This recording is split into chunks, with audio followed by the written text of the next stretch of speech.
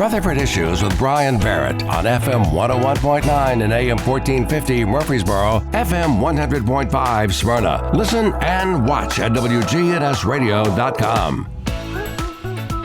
Welcome back as we continue Rutherford Issues, powered by Middle Tennessee Electric. You know, those January mornings may not seem like it now, but are generally colder. We've got some cold weather on the way, but your home stays warm and ready for what's next. MTE, Middle Tennessee Electric, bringing good energy into 2026 and beyond. Thanks for joining us here today, and it's time to talk about things going on at the American Red Cross. Have the honor this morning of talking with communications volunteer Ryan Meyer. And Ryan, first of all, good morning to you. How are you?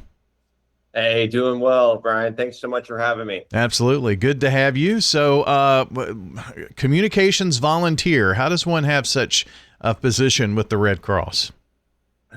That's right. Well, here in Middle Tennessee, there's a lot of opportunities, a lot of need across the area, across our state, for support for blood donations. And so have had the chance to work here with the local chapter and getting the word out about the need for blood donations.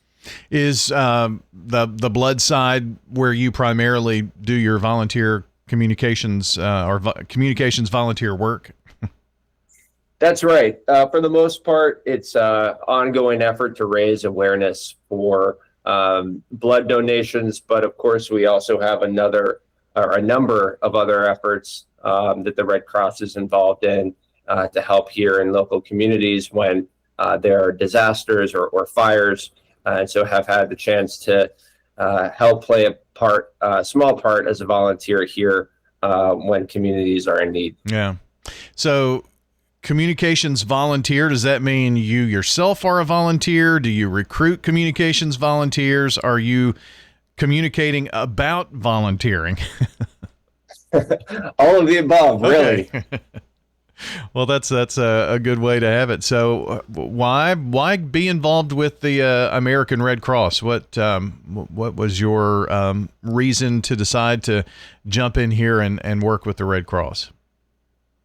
Well, I come from a family where I've got a mother who is a nurse and a father who is a doctor. So have a family that has been involved in healthcare and patient care. And I'm not in the healthcare field myself.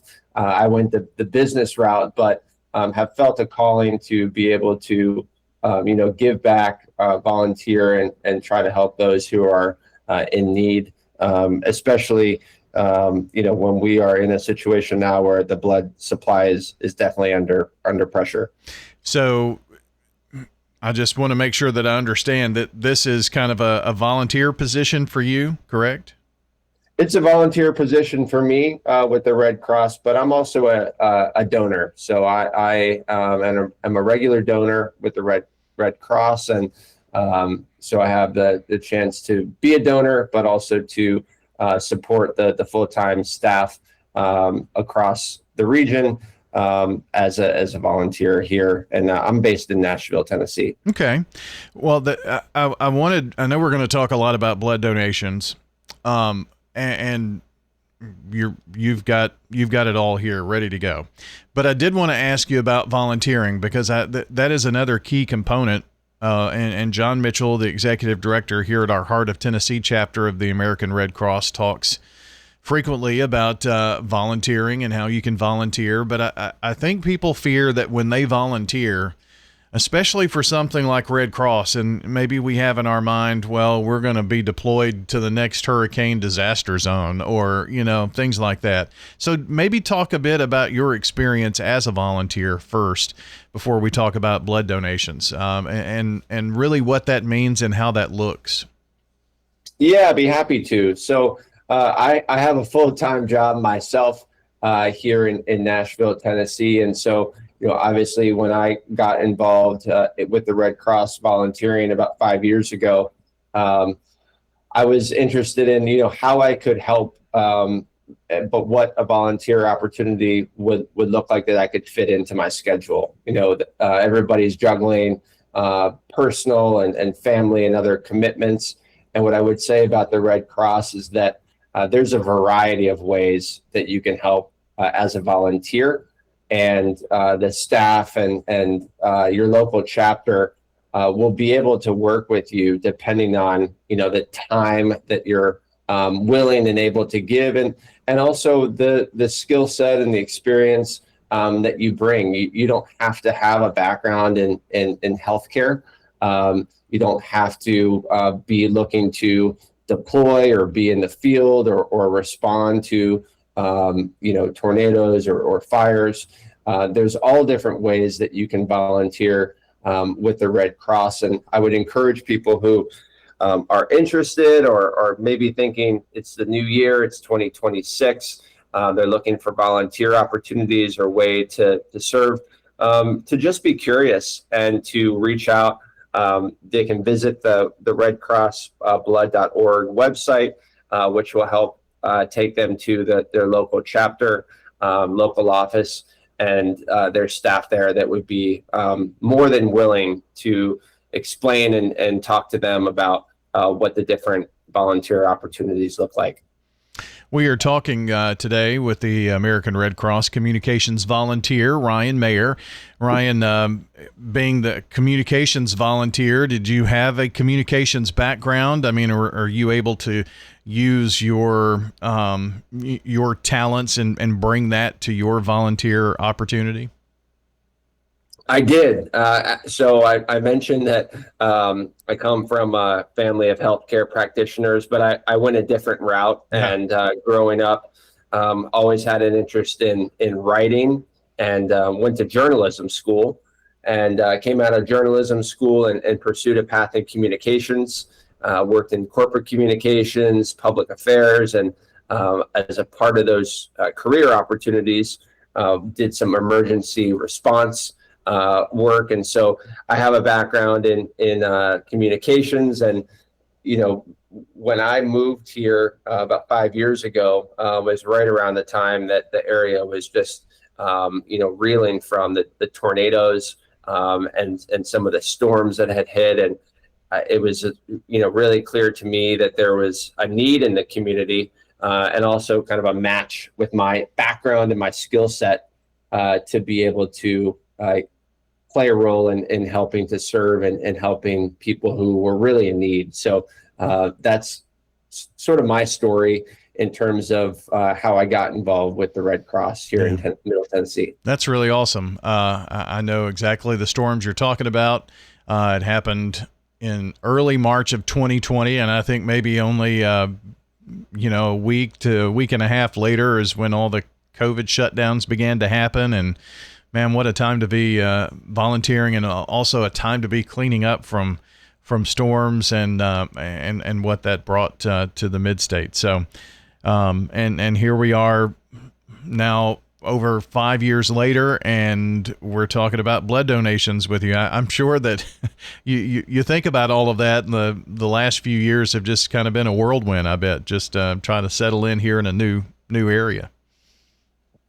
Certainly. And I think, there are these events that happen that get a lot of news and press, and there's a need for support. There's a need for donations around those events when they happen. But there's also the just ongoing need when it comes to the Red Cross.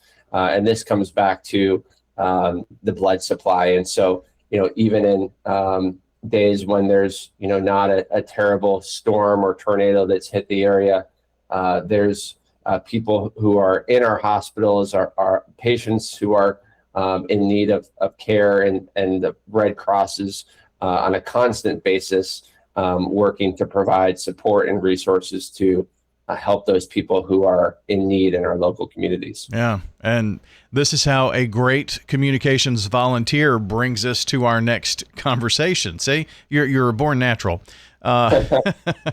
You talked about the medical background that both of your parents have, and I'm sure the work of the Red Cross with blood donations, it probably has been preached to you, or you just know this through the work of your parents, that blood donations are are life-saving and critically important. And this is a special month for that. So maybe talk a bit about that. Sure. So, here we are in January, the start of the new year, and I would let all of your listeners know that the blood supply is definitely under pressure right now. The holidays are a busy time of the year with packed schedules and winter weather and travel. So it makes it tough to ensure that hospitals have the blood that they need for critical care. And now that we're into the new year, it's a great time to give. So the American Red Cross is urging donors to make an appointment to give blood or to give platelets. Well, blood donations this time of the year, I mean, people just aren't out as much going to events. And of course, the Red Cross is at a lot of our community events. I think sometimes after the holidays, that makes us want to do a little nesting for a while. But that doesn't mean that there aren't opportunities, and certainly doesn't mean that there's not a need for blood. But this is a critical time of the year, I think, now, and really summertime, when people are so busy, and on vacations and things. Those are a couple of times a year when we really need those blood donors. Exactly. And, I would also say, Brian, that as we start the new year, a lot of people are thinking about New Year's resolutions. Maybe you've set yours already. Maybe something you're still thinking about. We encourage people to think about donating blood as part of their New Year's resolutions and their plan for the year ahead. Surveys show that most people are thinking about their New Year's resolutions as kind of self improvement plans, exercising more, eating healthier, saving money, losing weight. Those are great personal goals. But maybe this year, your New Year's resolution could be reframed as an opportunity to help others. And so we're encouraging people to think about that. The American Red Cross offers a variety of ways to make a real difference in your community and across the country. So whether that's by getting involved as a volunteer and finding out what those opportunities are in your area, or if it's just by donating blood. We can, as individuals, we can donate blood once every 8 weeks. So if you think about the year and you time that out, it's possible to give up to 6 times a year as a blood donor. So an opportunity to turn, a simple act of generosity into a sustained and regular commitment over the course of 2026. There have been many opportunities, and we've got Ryan Meyer joining us, communications volunteer with the American Red Cross. A lot of partnerships with the National Football League, and I believe this is National Blood Donor Month. So what do you have to share about that? Yeah, you got that right. So this is exciting. I'm sure we have a lot of football fans out there in Tennessee and across the listening area. We're in playoff time. Wild card weekend, so a lot of good football action happening. Yeah. It's also National Blood Donor Month, like you said.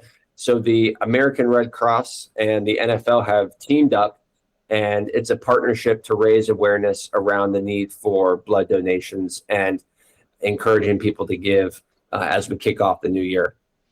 Well, are we going to see, maybe more of this promotion at NFL games and these playoff games? Is there a TV component to this, or is this just a way to help get the word out about National Blood Donor Month?